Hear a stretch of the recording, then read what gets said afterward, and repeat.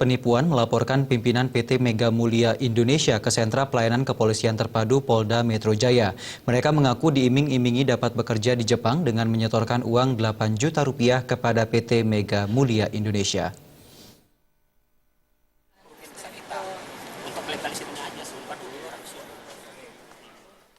Sebanyak 200 orang menjadi korban penipuan PT Mega Mulia Indonesia, perusahaan yang bergerak dalam penyaluran tenaga kerja Indonesia TKI ke luar negeri. Para korban penipuan tersebut akhirnya mendatangi Sentra Pelayanan Kepolisian Terpadu Mapolda Metro Jaya untuk melaporkan pimpinan PT Mega Mulia Indonesia tersebut.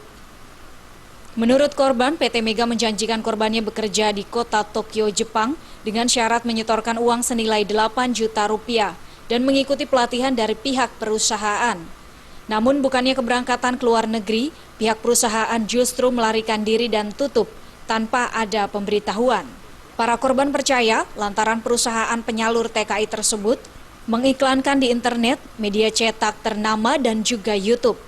Para korban semakin percaya dengan PT Mega Mulia Indonesia karena memiliki dokumen berisi tanda dari Kementerian Luar Negeri dan Kementerian Hukum dan HAM. Memberikan alasan pada saat tanggal 28 September sampai tanggal 12 dia melakukan training karyawannya di Singapura. Tapi sesuai dengan janjinya, kita kan akan diberangkatkan ke Singapura dari tanggal 5 sampai 9 Oktober untuk penandatanganan kontrak kerja. Di tanggal itu kantornya tutup. Otomatis kita nggak mungkin bisa keluar negeri dong kalau paspornya sama dokumennya kita sama mereka. Tutup dalam arti nggak ada kabar sama sekali? Nggak ada. Dia hanya mengabarkan karyawannya mau di training di Singapura. Dari